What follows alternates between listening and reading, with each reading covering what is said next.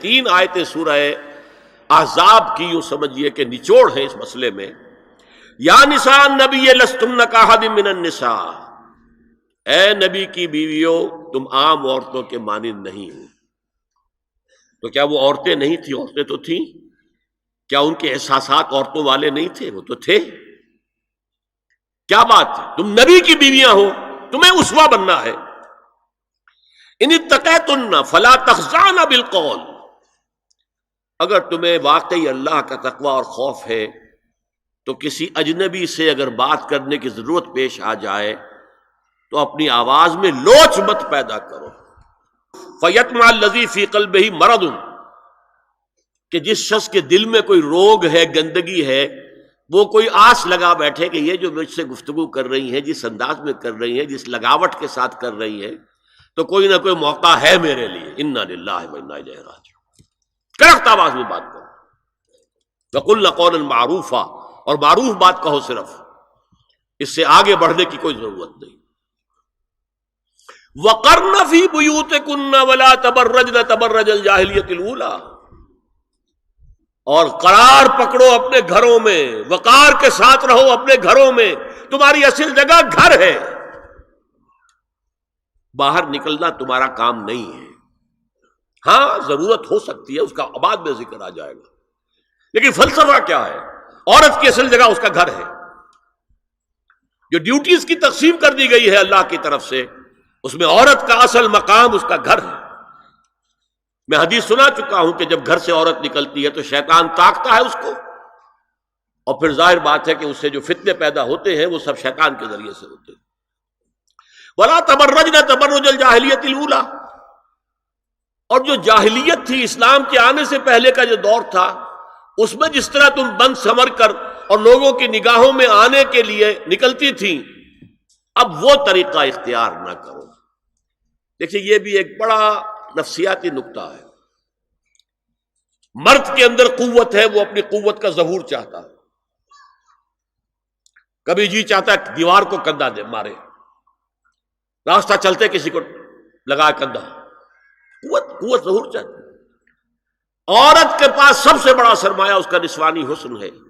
جسمانی طاقت تو نہیں ہے نا، اس کے اندر ایک ارج ہے کہ اپنے آپ کو ظاہر کرے. اس کا نام تبرج. بروج کہتے تھے ان برجیوں کو کہ جو فصیلوں کے اوپر ہوتی تھی. اور ظاہر بات ہے دور سے مسافر آ رہا تو پہلے تو برجی نظر آتی تھی نا، تو نگاہوں میں آنا، نگاہوں میں کھپنا، یہ تبرج ہے. تو تم جس طرح پہلے بناؤ سنگھار کر کے نکلا کرتی تھی، اور تبرج الجاہلیہ اب وہ چھوڑ دو. وَأَقِمْنَ الصَّلَاةَ وَآتِينَ الزَّكَاةَ، اور نماز قائم رکھو، زکوٰۃ ادا کرو. وَأَطِعْنَ اللَّهَ وَرَسُولَهُ، اور اللہ اور اس کے رسول کی اطاعت پر کاربند رہو. اب آئے الفاظ جو اہم ترین ہیں. انما یرید اللہ لیذھب عنکم الرجس اہل البیت ویطہرکم تطہیرا.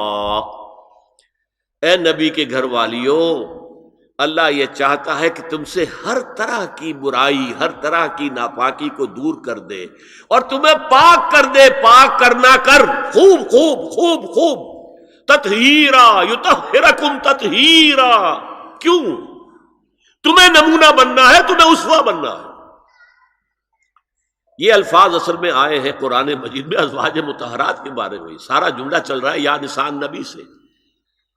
ہمارے کچھ دوستوں نے اسو کہا ہے کہ اہل بیت سے مراد حضرت علی، حضرت فاطمہ، حضرات حسنین ہیں. وہ بھی حضور نے فرمایا. میں نے ایک ٹی وی مذاکرے کے اندر بھی جب کچھ حضرات یہ کہہ رہے تھے کہ اہل بیت تو اصل میں وہ ہیں، میں نے کہا نہیں، اصل میں بیویاں ہیں لیکن وہ بھی اہل بیت ہیں. حضور نے ایک چادر میں جب سمیٹا سب کو، تو یہ بھی اللہم ہؤلاء اہل بیت، یہ بھی میرے اہل بیت ہیں.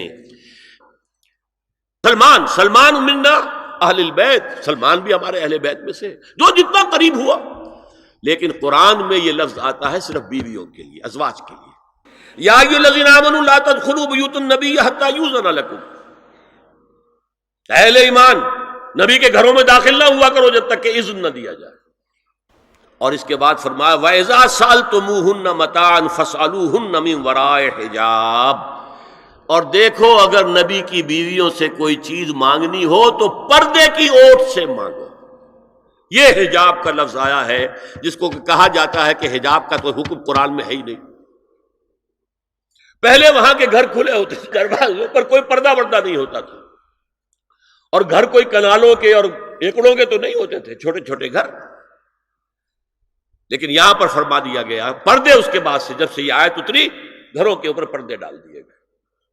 اب ظاہر بات ہے کہ اس میں چہرے کا پردہ ہی ہوا نا، چہرے کا پردہ ہے حجاب.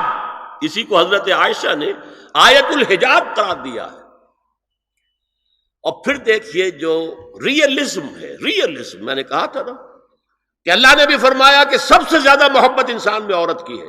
حب زین للناس حب الشہوات من النساء، اور پھر اس کے بعد لمبی فہرست. حضور نے فرمایا حبب الیہ النساء والطیب. یہاں بھی فرمایا گیا ذالکم اطہر لقلوبکم وقلوبہن، یہ زیادہ پاکیزہ بات ہوگی تمہارے دلوں کے لیے بھی اور ان کے دلوں کے لیے بھی. اگر نبی کی بیوی بے حجاب تمہارے سامنے آ جائے گی تو وہ نبی کی بیوی ہے اور ازواج مطہرات ہونے کی حیثیت سے تمہاری ماں بھی ہے، لیکن ایک عورت بھی تو ہے. اور تم چاہے صحابی ہو کچھ بھی ہو، تم مرد بھی تو ہو. یہ مرد اور عورت کے درمیان جو کشش ہے یہاں بھی اس کا ساس.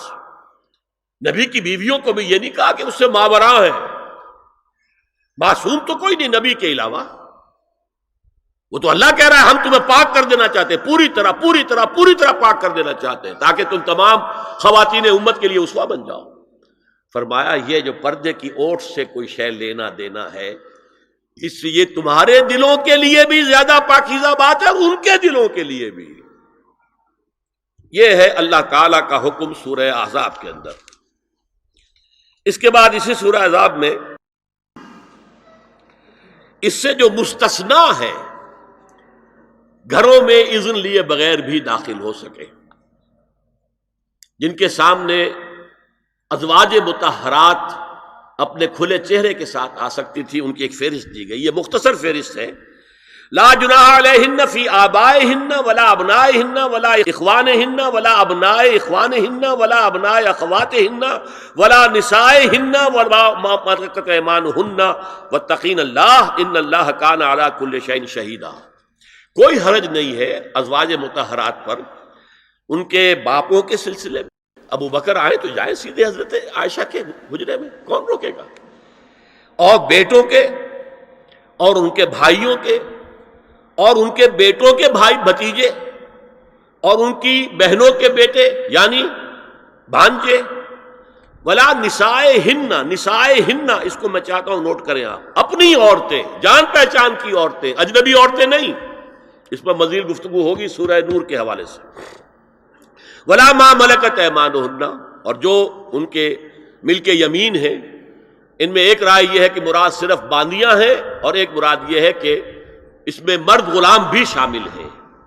ایک رائے یہ ہے کہ مرد غلام جب تک کہ ابھی وہ بالغ نہ ہو، بچہ ہو. بہرحال یہ آراء ہے علیحدہ.